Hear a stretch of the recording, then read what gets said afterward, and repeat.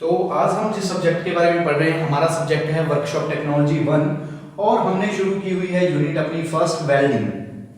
हमने सबसे पहले वेल्डिंग फिर गैस वेल्डिंग और आज हम पढ़ रहे हैं आर्क वेल्डिंग के बारे में। आर्क वेल्डिंग के बारे में आपको स्टार्टिंग में बता दिया था कि क्या होती है आर्क वेल्डिंग। हमने लास्ट टॉपिक में जो हमारी एसी आर्क वेल्डिंग मशीन होती है और डीसी आर्क वेल्डिंग मशीन होती है उसके बारे में जाना था। उसके बारे में हमने पूरी तरह से क्या किया, उनका कंपैरिजन किया था कि एसी आर्क वेल्डिंग और डीसी आर्क वेल्डिंग का। हमने शुरू किया था लास्ट लेक्चर में अपना topic polarity in arc welding. हमने लास्ट लेक्चर में क्या शुरू किया था topic polarity in arc welding. तो क्या होती है polarity in arc welding? The type of potential given to workpiece और इलेक्ट्रोड, कि हमारे वर्कपीस या इलेक्ट्रोड को जो पोटेंशियल गिवन कर रहे हैं, पोटेंशियल दे रहे हैं, उसको क्या बोल देते हैं पोलैरिटी इन आर्क वेल्डिंग। ये क्या होती है? ये पोलैरिटी होती है सिर्फ डीसी पावर सोर्स में। जो हमारे डीसी पावर सोर्स होते हैं उनमें सिर्फ हम पोलैरिटी का यूज करते हैं होती है। हम क्या लिखेंगे कि इट इज डिफाइंड एज, ठीक है, it is defined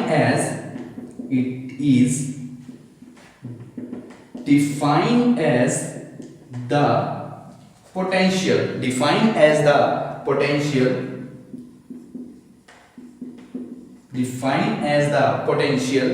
given to the workpiece or electrode, ठीक है, given to the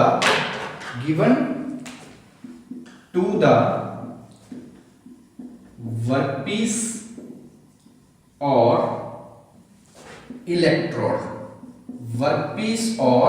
इलेक्ट्रोड की पोलैरिटी इन आर्क वेल्डिंग क्या है? It is defined as the potential given to the workpiece और electrode. जो हमारी इलेक्ट्रोड है या वर्कपीस है उसको पोटेंशियल गिवन करना, वो क्या होती है? पोलैरिटी होती है। जब हम बात करते हैं एसी पावर सोर्स की, जब हम बात करते हैं जो हमारे एसी पावर सोर्स होते हैं, एसी पावर सोर्स में क्या होता है? पॉजिटिव और नेगेटिव टर्मिनल्स क्या होते हैं? फिक्स होते हैं। जब हम डीसी की बात करते हैं, जब हम बात करते हैं डीसी पावर सोर्स की, तो डीसी पावर सोर्स में क्या होता है? जो भी हमारे पॉजिटिव और नेगेटिव टर्मिनल्स होते हैं वो क्या होते हैं? फिक्स होते हैं। पॉजिटिव और नेगेटिव जो टर्मिनल होते हैं, पॉजिटिव और नेगेटिव टर्मिनल होते हैं वो क्या होते हैं? फिक्स होते हैं। हम क्या लिखेंगे? पॉजिटिव और नेगेटिव टर्मिनल, ठीक है,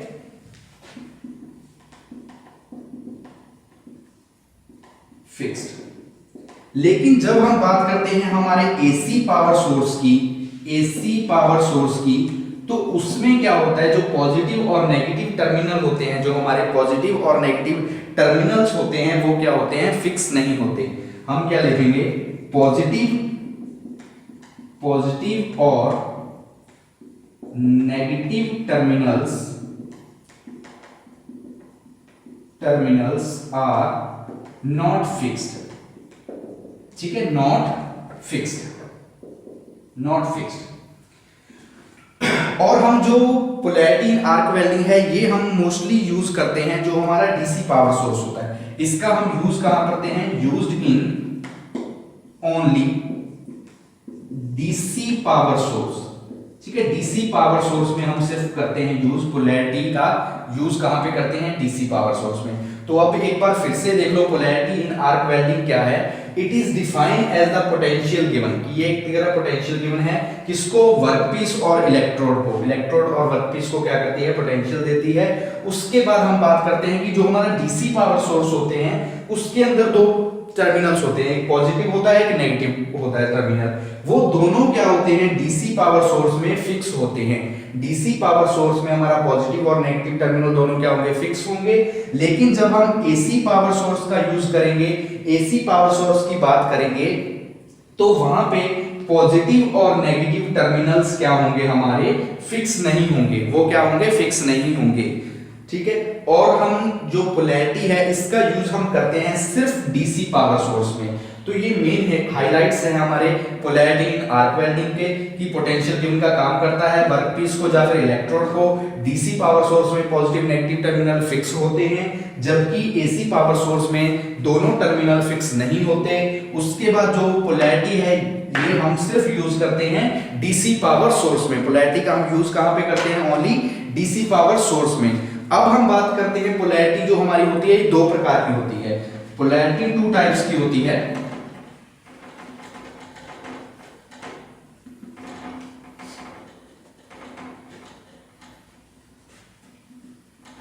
ठीक है, टू टाइप्स ऑफ पोलैरिटी जो हम आर्क वेल्डिंग के अंदर यूज करते हैं। दो प्रकार की पोलैरिटी होती है, एक होती है स्ट्रेट पोलैरिटी, दूसरी होती है रिवर्स पोलैरिटी। तो हम दोनों के बारे में पढ़ेंगे कि स्ट्रेट पोलैरिटी कौन सी होती है और रिवर्स पोलैरिटी कौन सी होती है।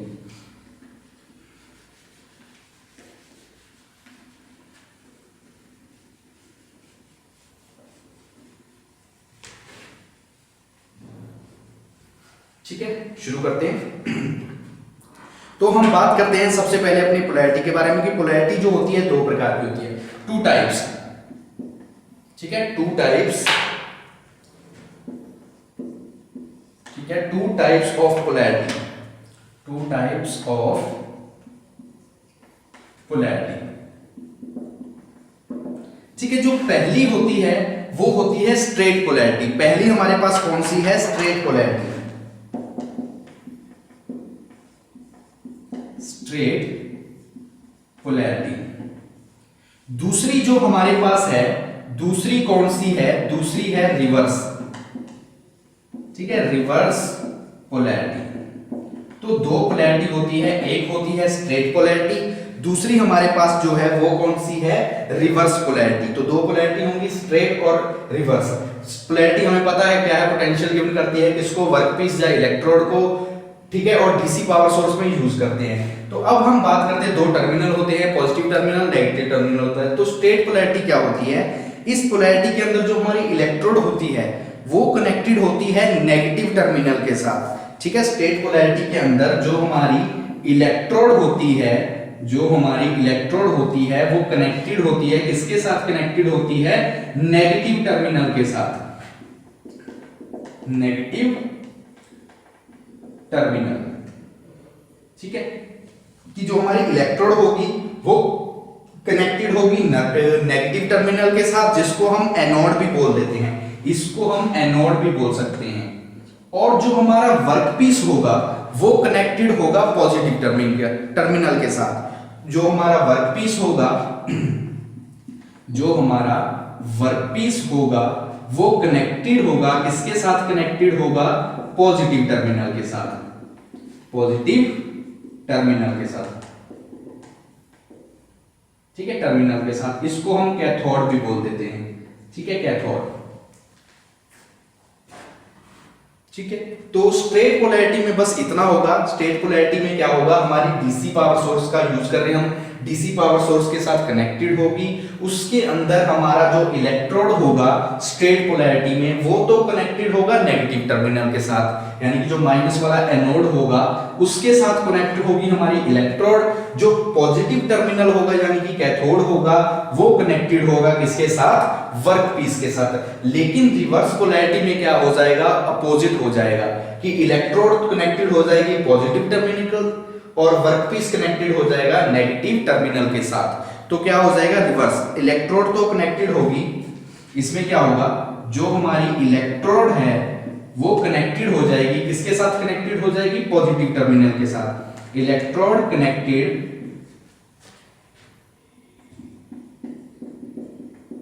Positive, electrode connected positive terminal. ठीक है, पॉजिटिव टर्मिनल। और जो हमारा वर्कपीस है वो कनेक्टेड होगा किसके साथ? होगा वर्कपीस, हमारा वर्कपीस कनेक्टेड हो जाएगा, workpiece connected negative terminal. Workpiece किसके साथ कनेक्टेड हो जाएगा? नेगेटिव टर्मिनल के साथ। तो बस इतना है स्ट्रेट पोलैरिटी और रिवर्स पोलैरिटी में डिफरेंस कि क्या होगा? स्ट्रेट पोलैरिटी होगी, इलेक्ट्रोड कनेक्टेड होगी नेगेटिव के साथ, वर्कपीस कनेक्टेड होगा पॉजिटिव के साथ। रिवर्स में अपोजिट हो जाएगा। हमारी इलेक्ट्रोड ऊपर कहां थी?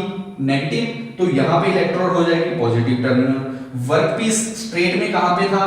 पॉजिटिव टर्मिनल के साथ, यहां पे वर्कपीस आ जाएगा नेगेटिव टर्मिनल के साथ। तो ये हमारा टॉपिक है पोलैरिटी इन आर्क वेल्डिंग और टाइप्स ऑफ पोलैरिटी। कौन कौन सी पोलैरिटी होती है, दो हम पोलैरिटी के बारे में पढ़े। अब हम नेक्स्ट टॉपिक करेंगे करंट एंड रेगुलेशन ऑफ, ठीक है, current end voltage regulation in arc welding. कि जो करंट होता है, वोल्टेज होता है, उनको हम रेगुलेट कैसे करते हैं, उनको कंट्रोल कैसे करते हैं आर्क वेल्डिंग में। ठीक है, नेक्स्ट हमारा टॉपिक है current end voltage regulation in arc welding.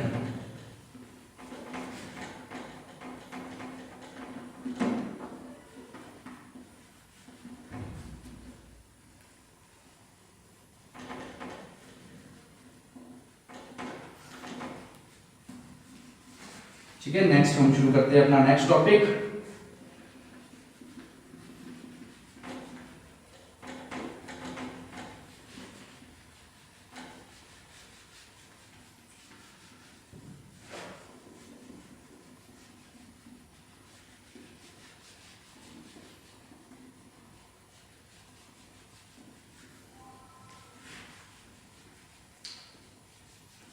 ठीक है, शुरू करते हैं।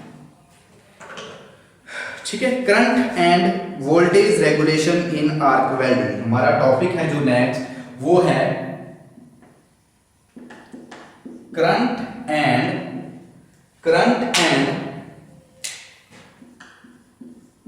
Voltage, current end voltage regulation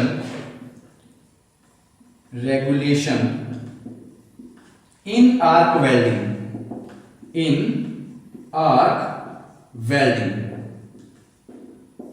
ठीक है, ये हमारा है नेक्स्ट टॉपिक। टॉपिक क्या है? करंट एंड वोल्टेज रेगुलेशंस इन आर्क वेल्डिंग। ठीक है, कि करंट और वोल्टेज को हम आर्क वेल्डिंग में कैसे यूज करते हैं, कैसे रेगुलेट करते हैं। तो हमें नॉर्मली पता है कि आर्क वेल्डिंग जब हम करते हैं तो वोल्टेज हमें चाहिए होती है कम से कम वोल्ट चाहिए होती, ज्यादा नहीं, कम चाहिए होती वोल्ट। लेकिन जो हमें मिलती है, यानी कि जब हम जो हमें मेन सप्लाई मिलती है एसी पावर से हमें मिलती है, एसी पावर सोर्स से जो हमें सप्लाई मिलती है, एसी पावर सोर्स से जो हमें सप्लाई मिलती है, वो नॉर्मली होती है 400 से लेके, ठीक है, 400 से लेके 440 वोल्ट तक।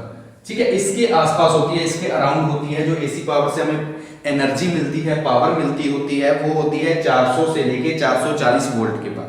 लेकिन हमें इतनी वोल्टेज की जरूरत नहीं होती, क्योंकि हमने आर्क वेल्डिंग करनी है। आर्क वेल्डिंग में जस्ट आर्क हमने स्ट्राइक करवानी होती है हमारे वर्कपीस के साथ, तो हमें चाहिए होती कम वोल्टेज की।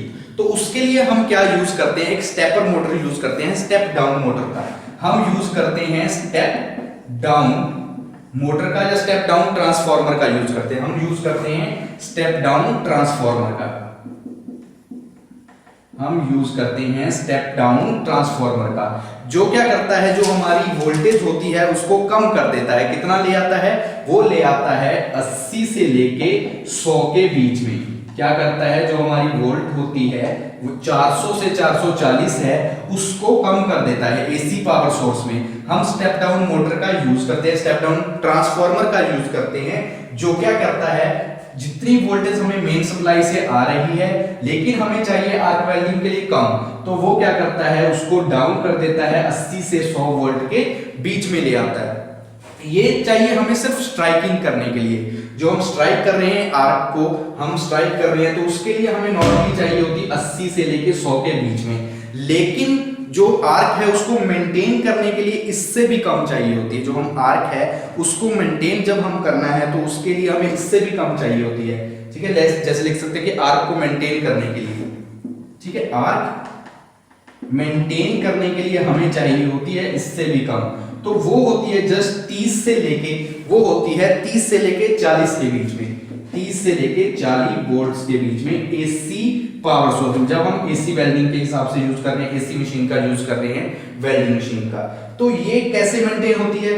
हमने 400 से लेके 440 थी कि उसको तो स्टेप डाउन ट्रांसफार्मर का यूज करके हमने 80 से 100 के बीच में ले आए। लेकिन हमें आर्क को मेंटेन करने के लिए चाहिए होती और कम, यानी कि 30 से 40 वोल्ट। तो इसके लिए हम क्या करते हैं, करंट रेगुलेटर होते हैं जिनका यूज करते हैं, जिसके अकॉर्डिंग हम जितनी वोल्टेज हमें चाहिए होती है हम उतनी वोल्ट क्या कर लेते हैं, मेंटेन कर लेते हैं। उनकी उतनी वोल्ट हम रिक्वायर होती है, उतनी वोल्ट हम क्या करते हैं, अपने आप को सप्लाई कर लेते हैं जितनी हमें चाहिए होती है। तो ये कैसे होती है?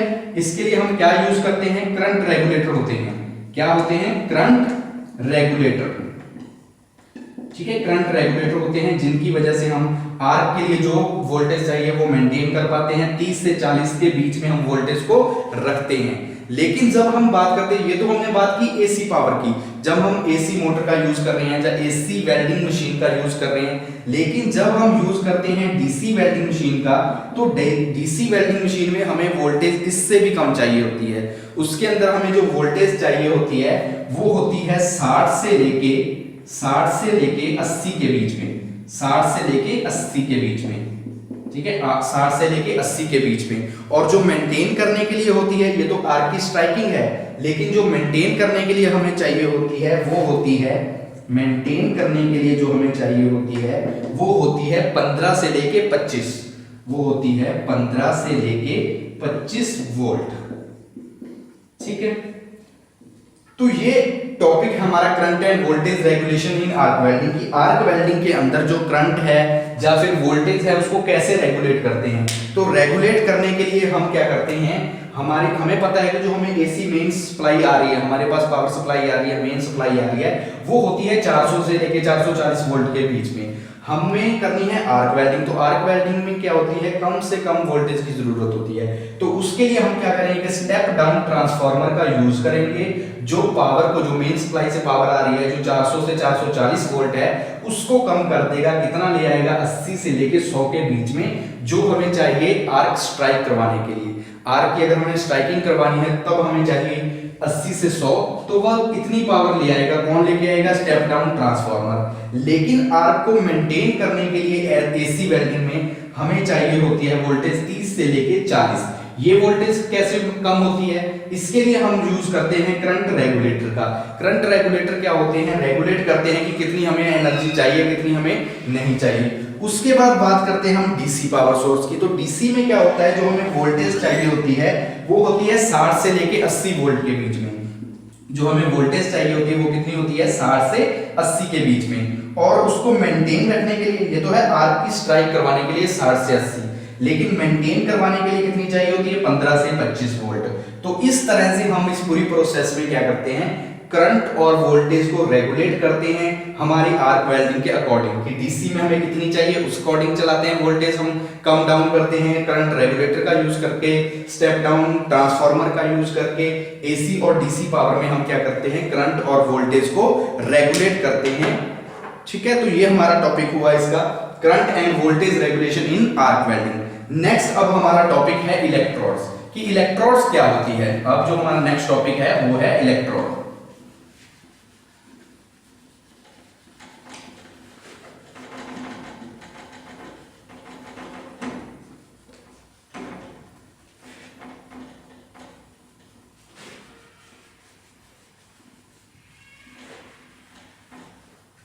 Next topic electrode.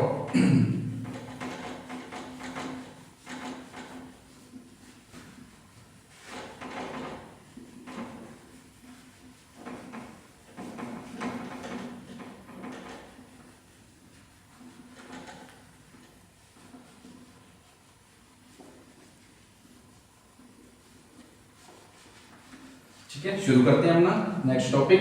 टॉपिक है इलेक्ट्रोड। टॉपिक कौन सा है अपना, electrodes.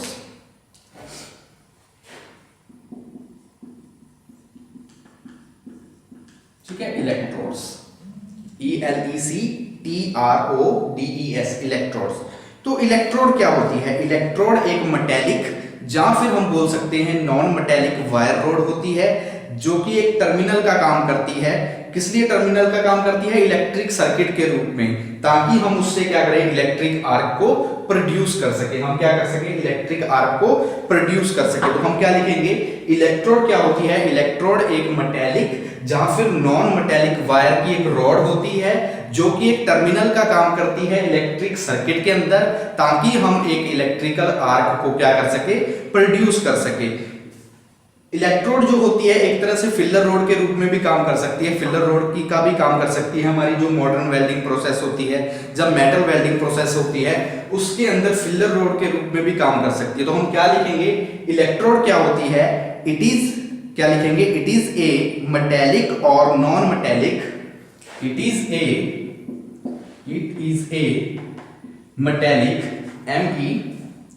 META double L I C, it is a metallic और नॉन मेटेलिक, ठीक है, इट इज ए मेटेलिक और non metallic wire rod which is used as terminal, which is used as terminal in an electric circuit,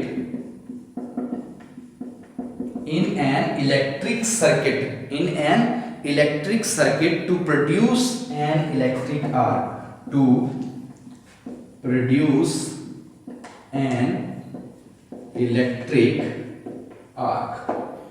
तो ये हमने definition लिखी है, किसकी डेफिनेशन लिखी है? इलेक्ट्रोड की, कि इलेक्ट्रोड एक मेटेलिक या फिर नॉन मेटेलिक एक वायर की रॉड होती है जो कि टर्मिनल का काम करती है इलेक्ट्रिकल सर्किट के अंदर, ताकि हम उससे क्या कर सकें? इलेक्ट्रिक आर्क को प्रोड्यूस कर सकें। समझ में आया कि क्या है इलेक्ट्रोड? एक मेटेलिक या फिर नॉन मेटेलिक की वायर की एक रॉड होती है जिसका यूज हम एक टर्मिनल के रूप में इलेक्ट्रिकल सर्किट के अंदर करते हैं, ताकि हम इलेक्ट्रिकल आर्क को क्या कर सके?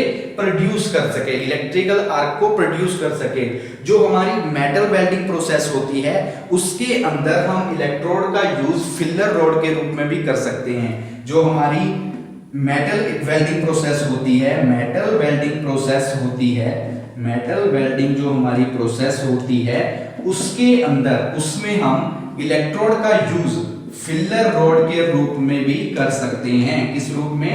फिलर रॉड के रूप में भी हम इलेक्ट्रोड का यूज कर सकते हैं। तो ये हमने पढ़ा इलेक्ट्रोड के बारे में कि इलेक्ट्रोड क्या होती है?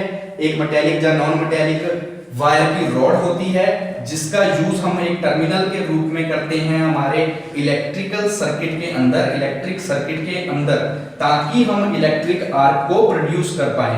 इलेक्ट्रिक आर्क प्रोड्यूस होगी तभी हम वेल्डिंग प्रोसेस कर पाएंगे, कंप्लीट हमारा जो वेल्डिंग का ऑपरेशन होगा उसको परफॉर्म कर पाएंगे। उसके बाद हमने क्या बोला कि मेटल वेल्डिंग जो हमारी प्रोसेस होती है उसके अंदर इलेक्ट्रोड फिलर रॉड के रूप में भी काम करती है। ठीक है, फिलर रॉड के रूप में भी ये काम कर सकती है। किसमें? मेटल वेल्डिंग जो हमारी प्रोसेस होती है। आगे हम पढ़ेंगे क्लासिफिकेशन ऑफ इलेक्ट्रोड्स, जो हमारा नेक्स्ट टॉपिक है। टॉपिक क्या है? Classification of electrode. Classification of electrode, ठीक है, classification of electrodes.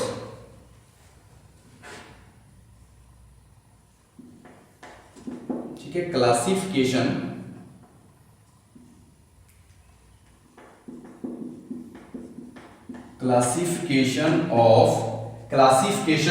Electrode,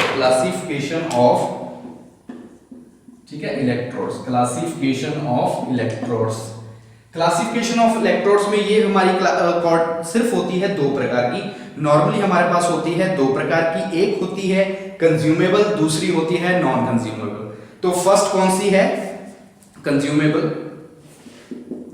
CON, ठीक है, कंज्यूमेबल, CONSUMA, कंज्यूमेबल इलेक्ट्रोड, ठीक है, कंज्यूमेबल CONSUMABLE, कंज्यूमेबल इलेक्ट्रोड। और जो हमारे पास दूसरी होती है नॉन कंज्यूमेबल इलेक्ट्रोड। तो ये दो प्रकार की हमारे पास इलेक्ट्रोड्स होती है, एक होती है कंज्यूमेबल, दूसरी होती है नॉन कंज्यूमेबल। जो कंज्यूमेबल होती है वो क्या होती है?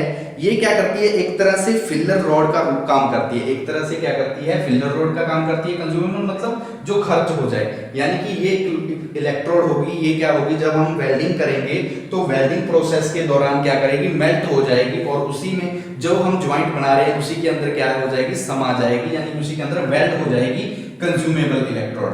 नॉन कंज्यूमेबल होगी, ये क्या करती है? इस कंज्यूम नहीं होगी। इसमें एक हम फिलर रोड का या फिलर मेटल का अलग से यूज करेंगे, सेपरेटली यूज करेंगे नॉन कंज्यूमेबल इलेक्ट्रोड के साथ। लेकिन इसमें हमें फिलर रोड का या फिलर मेटल का यूज करने की जरूरत नहीं, क्योंकि ये खुद इलेक्ट्रोड फिलर मेटल या फिलर रोड का काम करेगी। तो कंज्यूमेबल में हम क्या बोल सकते हैं कि कंज्यूमेबल इलेक्ट्रोड एक ऐसी इलेक्ट्रोड होती है जिसका मेन पर्पस क्या है, फिलर रोड का काम करना। इसके अंदर हम क्या करेंगे, ये जैसे जैसे इलेक्ट्रोड पे स्ट्राइक होगा, जैसे जैसे इलेक्ट्रोड चलेगी तो ये क्या होती है, कंज्यूम होती जाएगी, यानी कि पिघलती जाएगी, मेल्ट होती जाएगी, और जो भी हमारा ज्वाइंट होगा उस ज्वाइंट के साथ क्या हो जाएगी, वेल्ड हो जाएगी, उस ज्वाइंट के साथ वेल्ड हो जाएगी।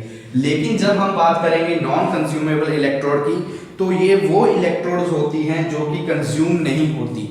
ये इलेक्ट्रोड्स वो इलेक्ट्रोड होती है जो कि कंज्यूम नहीं होती। इनमें अलग से हम क्या करते हैं, एक फिलर मेटल का, अलग से हम फिलर मेटल का यूज करते हैं। इसके अंदर हम क्या करते हैं, अलग से फिलर मेटल का यूज करते हैं, क्योंकि ये खुद तो कंज्यूम नहीं होती इलेक्ट्रोड, बल्कि जो कंज्यूमेबल है उसके अंदर हम फिलर मेटल का यूज नहीं करते, क्योंकि वो खुद क्या हो जाती है, कंज्यूम हो जाती है इलेक्ट्रोड।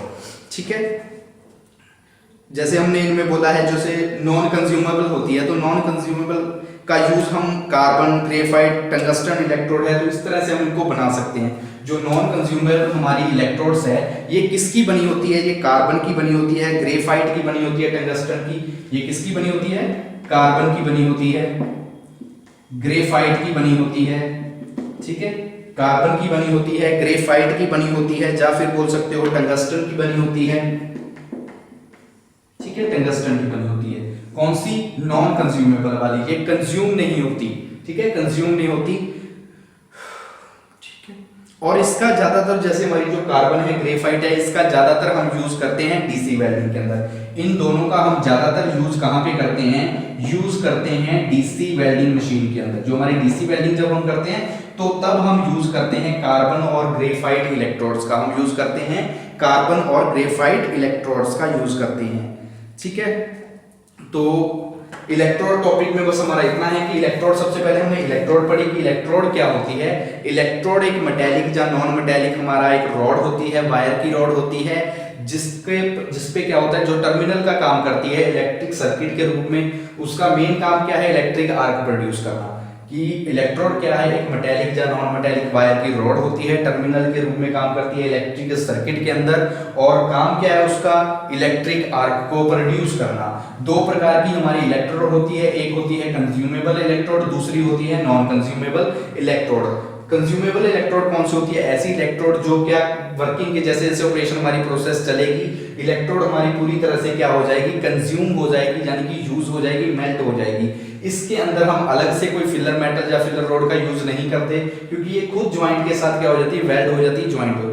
लेकिन जब हम बात करेंगे नॉन कंज्यूमेबल इलेक्ट्रोड की, तो ये क्या होती है, जो इलेक्ट्रोड कंज्यूम नहीं होती, यानी कि प्रोसेस हमारी चलती रहेगी, ऑपरेशन हमारा चलता रहेगा, हम वेल्डिंग ऑपरेशन करते रहेंगे, लेकिन ये कंज्यूम इलेक्ट्रोड नहीं होंगी। इसमें हमें अलग से एक फिलर मेटल या फिलर रॉड का यूज करना पड़ेगा वेल्ड करने के लिए। जो हमारी नॉन कंज्यूमेबल इलेक्ट्रोड होती है, ये कार्बन, ग्रेफाइट, टंगस्टन की बनी होती है, कार्बन की बनी होती है, ग्रेफाइट इलेक्ट्रोड भी होती है, टंगस्टन इलेक्ट्रोड भी होती है। जो कार्बन और ग्रेफाइट होती है, इसका हम मोस्टली यूज करते हैं डीसी वेल्डिंग में, हम इसका यूज करते हैं डीसी वेल्डिंग के अंदर। लेकिन जो टंगस्टन होती है हमारी, टंगस्टन ग्रेफाइट होती है, इसका यूज हम एसी और डीसी दोनों वेल्डिंग में कर सकते हैं। इसका यूज हम एसी और डीसी दोनों वेल्डिंग में क्या कर सकते हैं, यूज कर सकते हैं। ठीक है, तो बस इसका हम एसी और डीसी दोनों वेल्डिंग में यूज कर सकते हैं टंगस्टन का। ठीक है, तो आज के लेक्चर में हमारा बस इतना ही है कि हमने पोलैरिटी इन आर्क वेल्डिंग पढ़ी। उसमें क्या था, दो हमारी थी, एक स्ट्रेट पोलैरिटी, एक थी रिवर्स पोलैरिटी। फिर हमने बात की current and regulation in arc welding की, कैसे हम कंट्रोल करते हैं करंट और वोल्टेज को रेगुलेट कैसे करते हैं आर्क वेल्डिंग के अंदर। फिर हमने टॉपिक किया इलेक्ट्रोड क्या होती है, दो प्रकार की इलेक्ट्रोड होती है, कंज्यूमेबल इलेक्ट्रोड और non consumable electrode. Thank you.